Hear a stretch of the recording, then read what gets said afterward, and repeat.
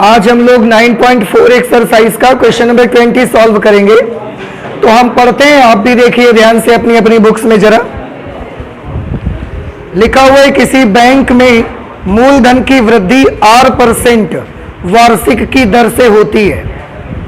एक बैंक है, वहां पर जो मूलधन होता है उसमें जो वृद्धि होती है वो 8% वार्षिक की दर से होती है। यदि 100 रुपए 10 वर्षों में 2 गुने हो जाते हैं। आपने स्टार्टिंग में पैसे उसमें डाले कितने, 100 रुपए, और 10 वर्ष शुरुआत में आपके बैंक अकाउंट में कितने पैसे, 100, प्रारंभ में 100 रुपए हैं, याद रखिएगा।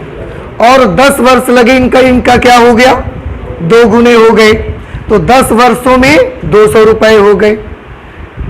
देखो प्रारंभ में कितने थे, 100 रुपए। हम चाहें तो इस कंडीशन को नोट कर सकते हैं। प्रारंभ में का मतलब t बराबर 0 पर जो मूलधन है वो 100 रुपए। इसके बाद बोला 10 वर्षों में 2 गुने हो जाते हैं।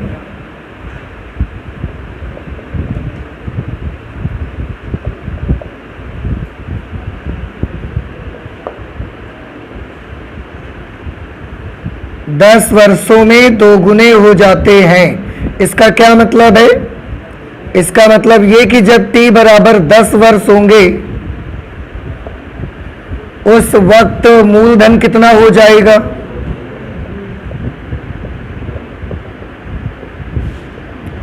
तो ये दोनों कंडीशंस आपको समझ में आ गई। उन्होंने बोला 100 रुपए 10 वर्षों में 2 गुने हो जाते हैं। बस इतने सेंटेंस से आप अंदाजा लगा सकते हो कि सबसे पहले कितने पैसे थे, 100 रुपए। तो प्रारंभ में 100 रुपए है, t बराबर 0 पर मूलधन 100 रुपए, 10 वर्षों में 2 गुने हो जाते हैं। तो जब समय 10 वर्ष का गुजर जाएगा उस समय मूलधन 200 रुपए हो जाएगा। r का मान ज्ञात करना है आपको। r is equal to question mark, और इसमें एक छोटी सी चीज दी गई है, log 2 to the base e is equal to 0.6931। ये भी आपको दिया गया है, ठीक है। अच्छा, अब एक बार हम और पढ़ देते हैं और बस सॉल्व करना स्टार्ट करते हैं। किसी बैंक में मूलधन की वृद्धि 8% वार्षिक की दर से होती है। यदि 100 रुपए 10 वर्षों में 2 गुने हो जाते हैं तो r का मान ज्ञात करिए। log 2 to the base e is equal to 0.6931। ये वैल्यू आपको दी गई है। देखिए सॉल्व करते हैं। उन्होंने बताया मूलधन की वृद्धि। हम सबसे पहले एक काम करते हैं, मूलधन को मान लेते हैं।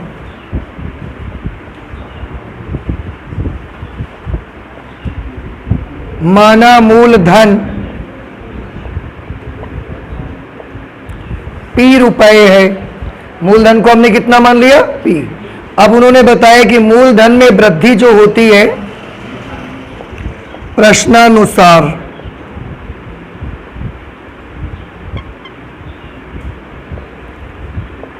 मूलधन में वार्षिक वृद्धि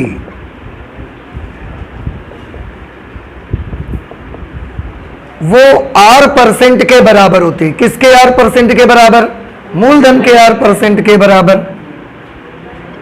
ये होती है मूलधन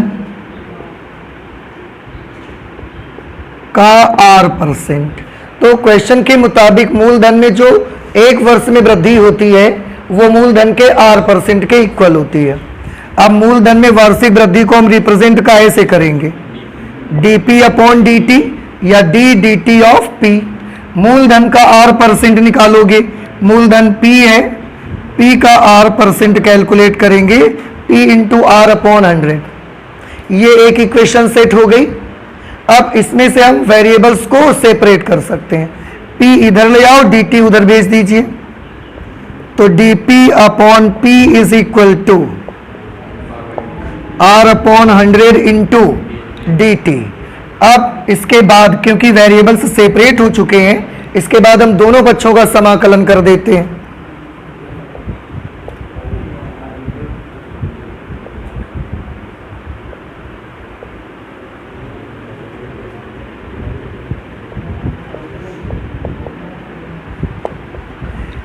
दोनों पक्षों का आप समाकलन करेंगे तो integration of dp upon p is equal to r upon 100।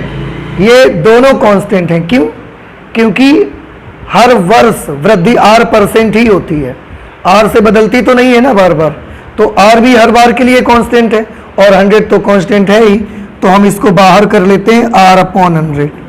Integration of dt, integration of dp upon p, जिस तरीके से dx अपॉन x का इंटीग्रल log x, उसी तरीके से इसको बेटा हम क्या लिख सकते हैं, log p to the base e is equal to r upon 100,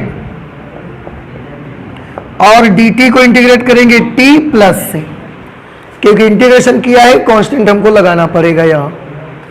अब फिर से लॉगरिथम का रूल याद करिए, लॉगरिथम में log 100 टू द बेस 10 की वैल्यू 2 होती है। इसको हम कैसे नोट कर सकते हैं, हम इसको लिख सकते हैं 100 is equal to 10 to the power 2, 100 is equal to 10 to the power 2। ठीक है, तो यहां पर कैसे लिखेंगे, p is equal to e to the power RT upon 100 plus c।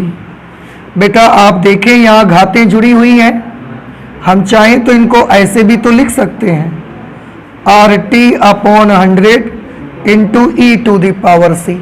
गुणा में है, आप जब चाहेंगे फिर सॉल्व करेंगे, पावर्स फिर ऐड हो जाएंगे। ये e to the power c constant term है, इसको a मान लो क्योंकि कांस्टेंट है ही ये। p इज इक्वल टू, अगर हम इसको a मान लेते हैं तो a लिख दिया, e to the power RT upon 100, इसको मान लेते हैं हम इक्वेशन नंबर 1। आप देखें यहां पर हमारे पास कई अननोन क्वांटिटीज हैं। ठीक है, आपको यहां पर r की वैल्यू पता लगानी है।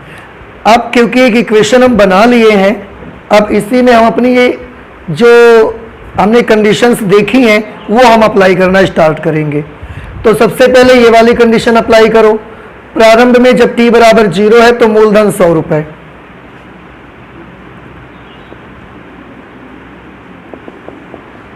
कंडीशन फर्स्ट, कंडीशन फर्स्ट में क्या है, जब t इज इक्वल टू 0 तब p बराबर 100 रुपए रख देते हैं। p की जगह पर 100 लिखेंगे, a हमको मालूम नहीं है, e टू द पावर, बेटा t की जगह 0 करोगे तो ये पूरा 0 नहीं हो जाएगा, ये 0 हो गया, और e टू द पावर 0 की वैल्यू 1 को a से मल्टीप्लाई करोगे a, तो a इज इक्वल टू कितना आ गया, a इज इक्वल टू 100 आ गया। अब a की वैल्यू हम इक्वेशन नंबर 1 पे रख सकते हैं, इसलिए समीकरण 1 से ये इक्वेशन नंबर 1 है, p is equal to a की जगह पर बेटा क्या लिखेंगे 100, e to the power RT upon 100। अब ये हम मान लेते हैं इक्वेशन नंबर 2। अब इसमें RT और यहां पर p है। अब अगली कंडीशन को देखते हैं, अगली कंडीशन कौन सी थी, कंडीशन नंबर 2 यहां पर अप्लाई कर देते हैं। कंडीशन नंबर 2 में है बेटा, जब t 10 वर्ष होंगे तो मूलधन कितना हो जाएगा 200, 10 साल में दोगुना हो जाता है ना, तो यहां लिख देंगे जब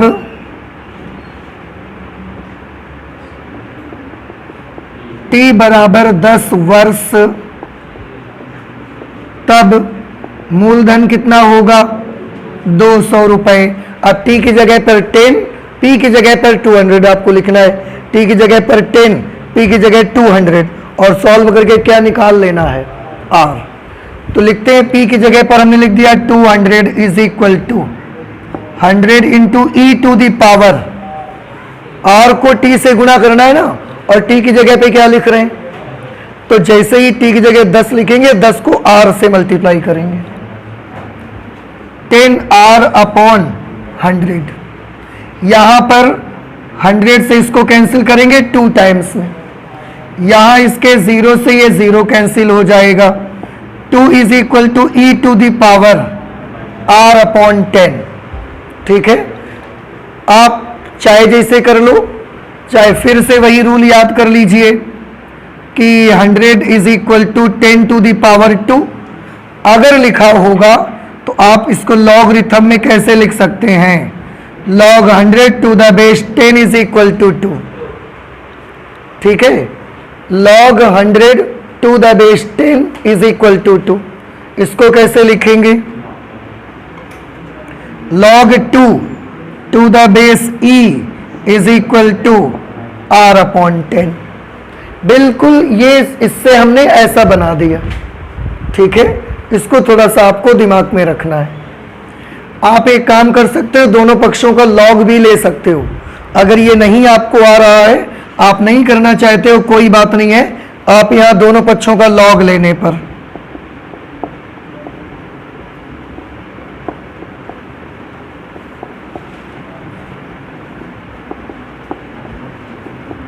तो दोनों पक्षों का जब आप लॉग लेंगे तो आपको क्या मिलेगा? इधर देखो, ये होगा log 2 to the base e।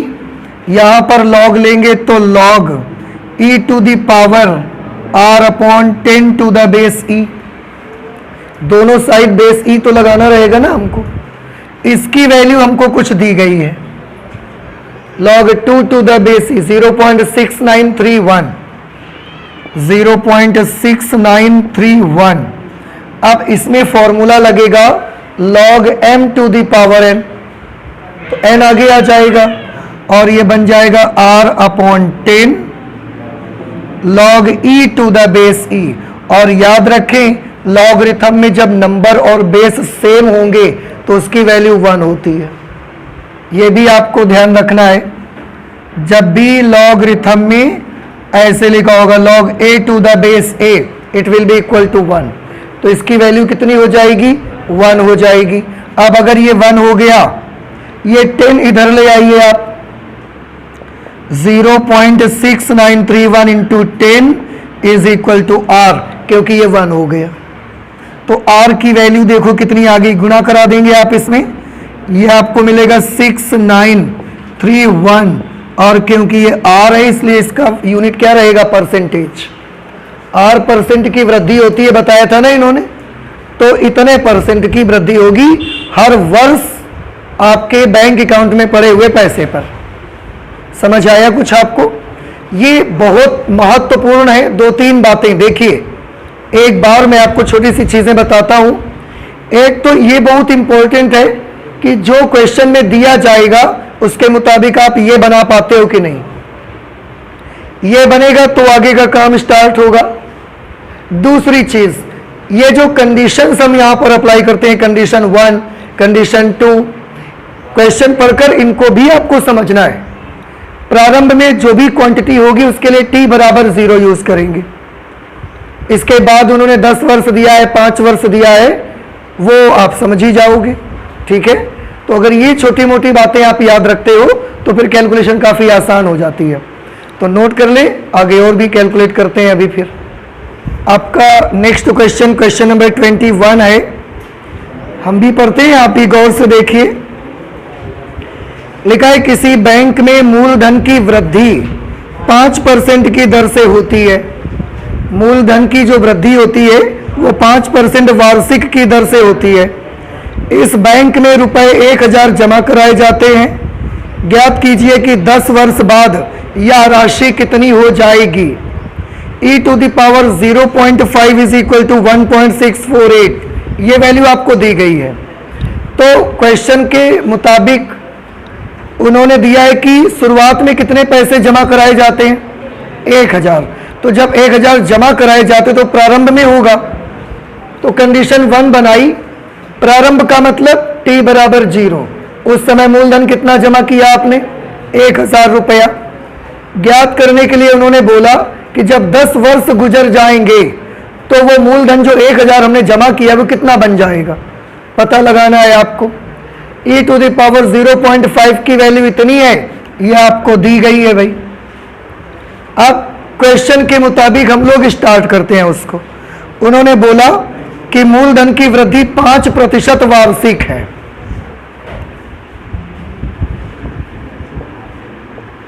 मूलधन की वार्षिक वृद्धि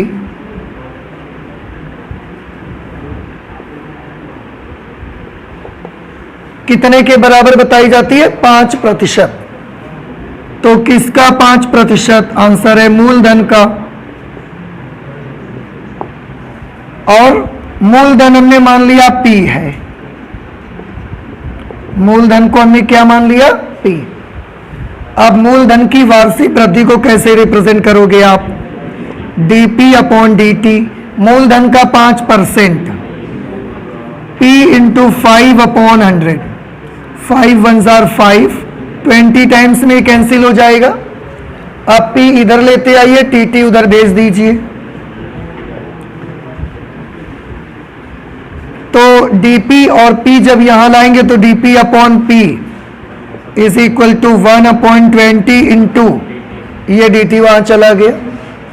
अब जब वेरिएबल से सेपरेट हो चुके तो अभी आपको क्या करना है? समाकलन। दोनों पक्षों का समाकलन कर देते हैं। यहां dP upon P is equal to यहां पर dt, dP अपॉन P का समाकल log P to the base E, ये 1/20 और dt का समाकल कितना आ जाएगा? T plus C। बेटा फिर से देखो, ये log वाला वही चीज आ गई बिल्कुल। इसको कैसे लिख सकते हो? P is equal to, therefore P is equal to e to the power t upon 20 plus c, e to the power t upon 20 plus c। अब क्योंकि प्लस में पावर है हम इसको भी अलग कर सकते हैं, तो हम लिख सकते हैं P is equal to e to the power t upon 20 into e to the power c। e to the power c फिर से एक कांस्टेंट टर्म है, हम इसको कुछ भी मान लेते हैं, a मान लो। तो अगर आप इसको a मान लोगे तो a e to the power t upon, ये हमने एक इक्वेशन सेट कर लिया जो कि P A T ये सब अननोन क्वांटिटीज है, इनका रिलेशन हमको देती है। अब इस पे कंडीशन हम अप्लाई करना चाहते हैं, t इज इक्वल टू 0, तब मूलधन 1000 रुपए। तो ये हमने लगाई कंडीशन 1। कंडीशन 1 क्या है? जब t इज इक्वल टू 0 तब P इज इक्वल टू 1000 रख दीजिए। P की जगह 1000 बेटा लिखोगे तो ये 1000 A की जगह पर A और e to the power t की जगह 0 करोगे ना आप, तो ये पूरा 0 हो जाएगा। और e टू द पावर 0 की वैल्यू इस तरह से सॉल्व करने से a की वैल्यू आ गई 1000। a की वैल्यू 1000 आ गई। अब इसके बाद क्या करेंगे आप? ये a की वैल्यू इक्वेशन नंबर 1 पे लिख देते हैं।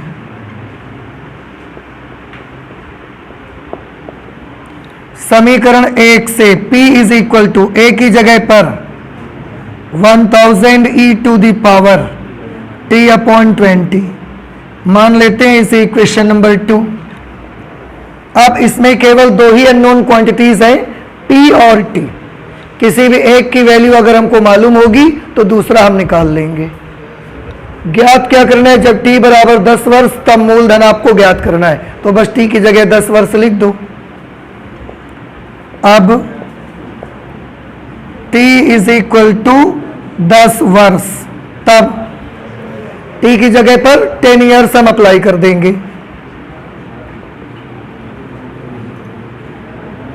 बेटा आप देखो, t की जगह 10 लिखोगे, 10/20 1/2, या P is equal to 1000 into e to the power. बेटा 1/2 को हम 0.5 भी तो लिख सकते हैं। 1/2 का मतलब हाफ, या 2 से डिवाइड करोगे तो भी 0.5 आपको मिल जाएगा, और इसकी वैल्यू आपको मालूम है। 1.648, तो 1000 इंटू 1.648 ये P हो गया। इसको मल्टीप्लाई करवा देंगे, ये आ जाएगा 1648 इतने रुपए। इसका मतलब है जिस रेट से वार्षिक वृद्धि मूलधन में हो रही है उस रेट से अगर 10 साल का वेट कर लेते हैं तो जो आपने स्टार्टिंग में 1000 रुपए डिपॉजिट किए थे वो आपको 10 साल के बाद 1648 रुपए मिल जाएंगे। बात समझ आ रही है आपको? तो इस तरह से ये हमारा क्वेश्चन कौन सा हुआ? 21। समझ आ रहा है आपको?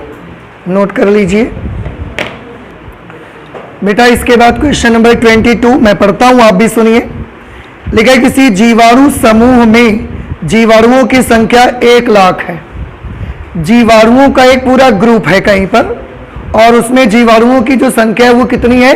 1 लाख। 2 घंटों में इनकी संख्या में 10% की वृद्धि हो जाती है। 2 घंटे गुजरते हैं और 1 लाख तो ये हैं ही, 1 लाख में 10% और बढ़ जाते हैं। कितने घंटों में जीवाणुओं की संख्या 2 लाख हो जाएगी?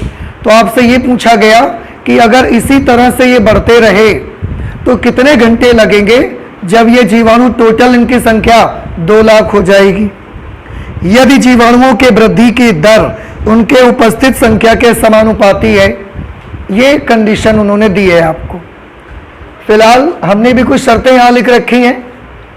शुरुआत में जब बैक्टीरियाज का वो ग्रुप देखा गया है तो उसमें कितने बैक्टीरिया मिले हैं? 1 लाख। यानी कि जब t बराबर 0 है तब 1 लाख बैक्टीरिया उसमें है। कंडीशन 2, 2 घंटे गुजरे, संख्या कितनी हो गई? उन्होंने बोला 10% का उसमें इजाफा हो गया, 10% और बढ़ गए।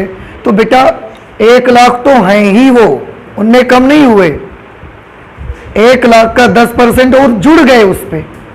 तो हमने क्या करना है? 1 लाख तो ये हैं, 1 लाख का बुआ 10% हमें क्या कर देना है? और जोड़ देना है इसमें। तो ये 1 लाख तो थे, 1 लाख का 10% निकालेंगे, इसी में और ऐड कर देंगे। तो अब नंबर कितना हो जाएगा उनका? 2 0 से इसके 2 0 कैंसल, ये 10,000 आया। 1 लाख और 10,000 मिलेंगे तो क्या बन जाएंगे? 1,10,000। इसका मतलब 2 घंटे बाद टोटल जीवाणुओं की संख्या कितनी हो गई है? 1,10,000। क्या ये वाली पॉइंट समझ में आई आपको? सबको आ गया? ज्ञात करना है आपको। ये पूछा कि वो वाला टाइम बताओ, वो वाला टाइम बताओ जितनी देर में ये बढ़ते बढ़ते बढ़ते 2 लाख पहुंच जाएंगे। तो जब संख्या 2 लाख होगी वो वाला समय बताना है आपको, कितने घंटे बाद ऐसा हो जाएगा। ठीक, उन्होंने इसमें बोला है लास्ट में कि जीवाणुओं के वृद्धि की दर उनके उपस्थित संख्या के समानुपाती है। तो मैं यहां पर मान लेता हूं, माना जीवाणुओं की संख्या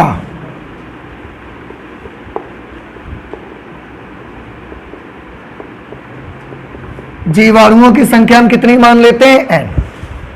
ठीक, अच्छा अब प्रश्न के अकॉर्डिंग देखते हैं।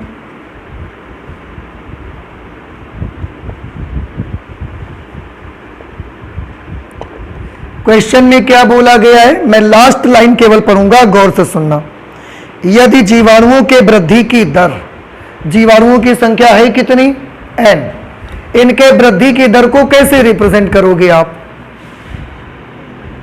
dt of n। इससे नहीं कर सकते रिप्रेजेंट हम। मूलधन के वृद्धि की दर को कैसे करते हैं? dt of p। आयतन की वृद्धि की दर dt ऑफ v। त्रिज्या की वृद्धि की दर dt ऑफ r। तो संख्या की वृद्धि की दर dt ऑफ n। ठीक है, और वृद्धि की दर उनके उपस्थित संख्या के समानुपाती है। उपस्थित संख्या है कितनी? तो ये जो वृद्धि की दर है ना, ये उपस्थित संख्या के समानुपाती है। उपस्थित संख्या n है, उसके समानुपाती है। तो हमने इक्वल नहीं लगाया, समानुपात का निशान लगाया। क्या अब ये लाइन आप सबको समझ आ गई? नहीं आया? अच्छा, आप तो जानते हैं इसको हटाएंगे, कांस्टेंट लगाना पड़ेगा हमको। चलिए प्रोसीजर अब हम स्टार्ट कर देते हैं। D t upon d n is equal to k into n. हमने एक कांस्टेंट लगा दिया, आप के लगा लो, भले आप सी लगा लो, जो मर्जी लगा लो आप, ये कांस्टेंट हमने लगा दिया। ठीक है, अब वेरिएबल सेपरेट करना स्टार्ट कर देंगे। एन इधर ले आओ, डी टी उधर भेज दो। D n upon n is equal to k d t. इसके बाद दोनों पक्षों का क्या करना है, दोनों पक्षों का समाकलन करना है। समाकलन करेंगे, integration of d n upon n is equal to k constant है, integration of d t. Integration of d n upon n की वैल्यू कितनी होगी, log n to the base e. K is a constant and what will be the integration of dt? This is t plus c. ठीक है, आप फिर से logarithm का अपना रूल लगाइए। What will be equal to n? n is equal to e to the power kt plus c। फिर से e to the power, plus में है power, kt into e to the power c। बेटा e to the power c constant है, कुछ भी मान लो, a मान लो। n इज इक्वल टू, इसको हमने लिखा a और ये e to the power kt, और ये एक इक्वेशन हमने सेट कर ली। Let equation number 1। सभी चीजें इसमें तो अननोन है, n a k t कुछ भी पता नहीं है हमको, तो ठीक है, ये कंडीशन हमको वहां तक ले जाएंगी। अब हम एक एक कंडीशन अप्लाई करना स्टार्ट करते हैं। कंडीशन फर्स्ट, कंडीशन फर्स्ट है, शुरुआत में हमने गिना संख्या 1 लाख थी, तो कंडीशन फर्स्ट ये है कि जब t बराबर 0, संख्या का मतलब n बराबर 1 लाख रख देते हैं हम इस पे वैल्यू। तो n की जगह पर बेटा हम क्या लिखेंगे, 1 लाख लिख देंगे। a हमको मालूम नहीं है, e to the power, t की जगह बउआ 0 लिखोगे आप तो ये पूरा 0 हो जाएगा। फिर e टू दी पावर 0 की वैल्यू 1, 1 इंटू a, तो a की वैल्यू कितनी आ गई, a is equal to 1 lakh. a की वैल्यू आ गई भाई। अब ये a का मान हम समीकरण 1 में रख देते हैं। समीकरण 1 से ये n is equal to, a की जगह पर अब हम 1 लाख लिखेंगे, into e to the power k t. a की जगह पर 1 लाख लिख दिया, e to the power k t. एक कंडीशन लगाई, एक कांस्टेंट तो सॉल्व हो गया। अभी भी 3 राशियां अननोन है हमारे पास, तो हमारे पास कंडीशन भी तो है। और अब ये वाली कंडीशन अप्लाई करो। कंडीशन 2,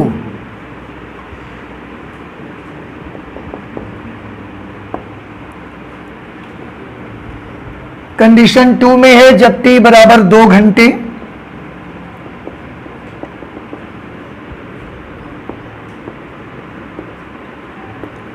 तब संख्या कितनी हो गई है, 1,10,000। ये वैल्यू अप्लाई करो तो n की जगह बेटा क्या लिखेंगे, 1,10,000। ये हम 1 लाख लिखेंगे, e to the power 2k, t की जगह 2 लिख देंगे ना तो 2k आ जाएगा।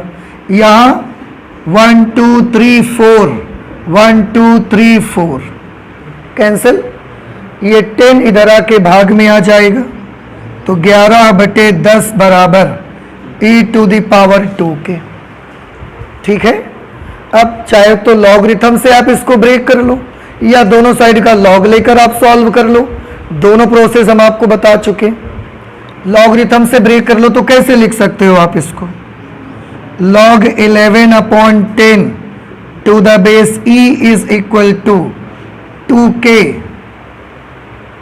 नहीं समझ आया, ऐसे देखो, 10 to the power 2 is equal to 100, तो log 100 to the base 10 is equal to 2। वैसे इसको मुझे थोड़ा सा उल्टा लिख देना चाहिए, 100 is equal to 10 to the power 2। तो हमने log लिखा, ये 100 लिखा, बेस में 10 लगाया, इक्वल में 2 लिख दिया।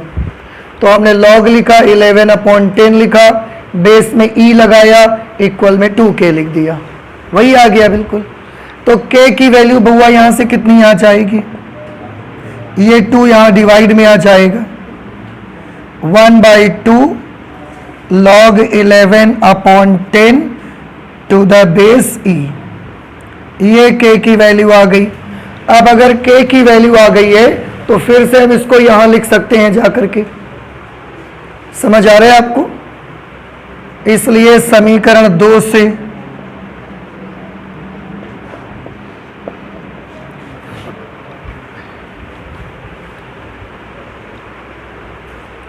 चलिए रख देते हैं n इज इक्वल टू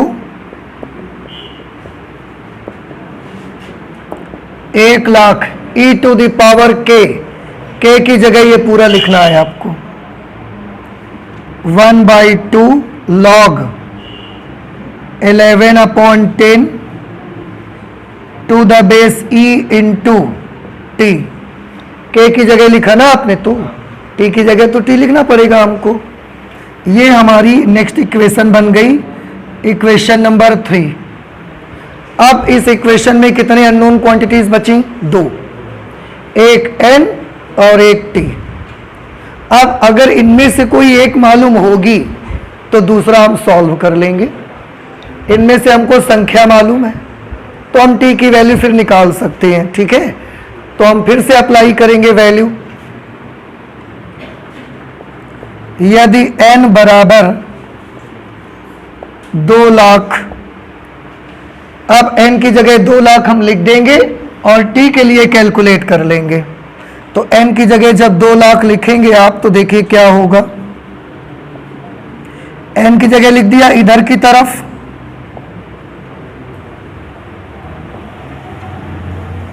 एक lakh e to the power 1/2 log 11/10 to the base e into T.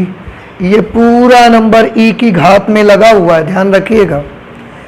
यहां 1,00,000 से 2,00,000 2 बार में आप कैंसिल कर सकते हैं, ठीक है। इस तरीके से क्या बचेगा आपके पास, हम यहां सॉल्व कर देते हैं, आप यहां से नोट कर लेना। लेफ्ट हैंड साइड में क्या बचा बेटा, 2 is equal to e to the power 1/2 log 11/10 to the base e into t।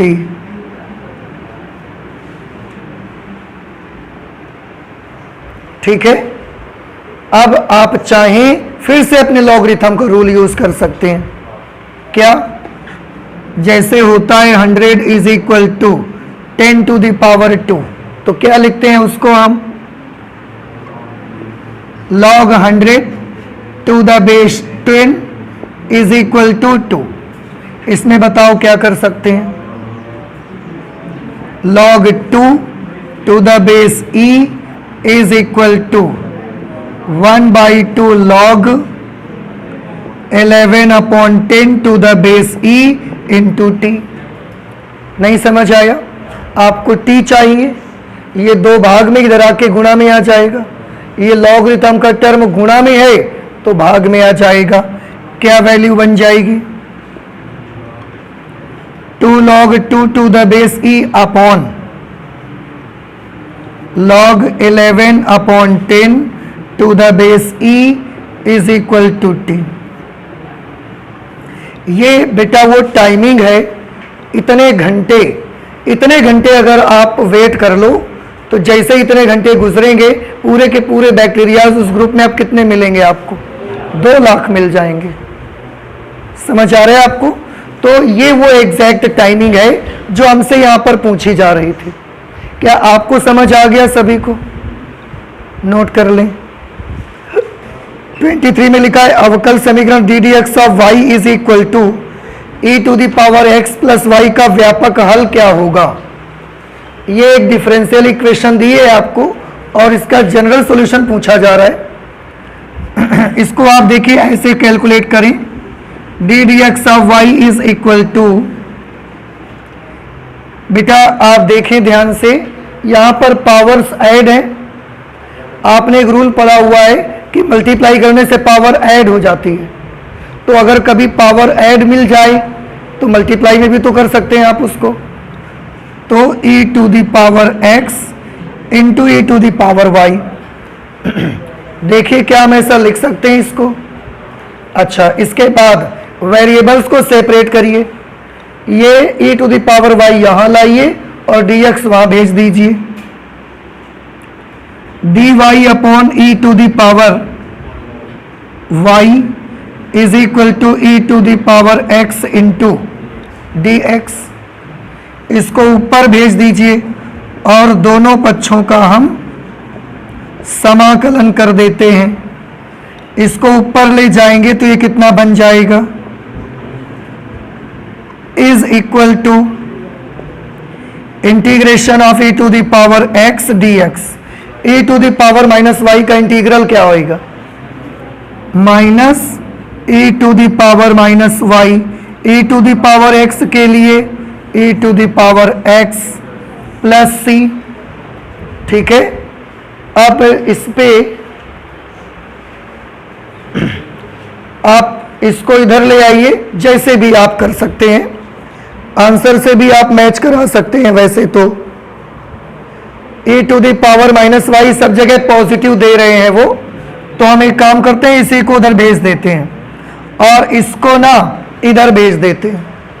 तो जब ये उधर जाएगा ये इधर आएगा तो क्या बन जाएगा, minus c is equal to e to the power x plus e to the power minus Y.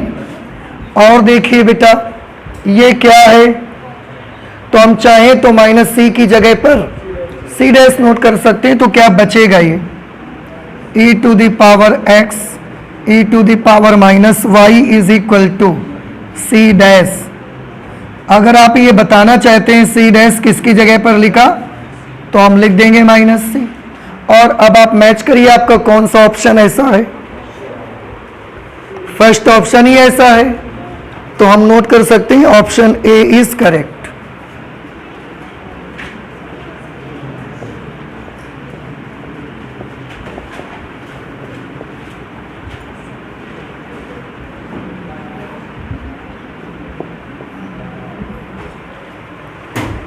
इस तरह से आपकी एक्सरसाइज 9.4 भी कंप्लीट हो गई है।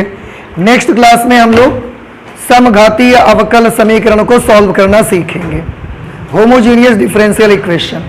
ठीक है, तो आज इतना ही रखते हैं, चलते हैं फिर मिलते हैं नेक्स्ट क्लास पे।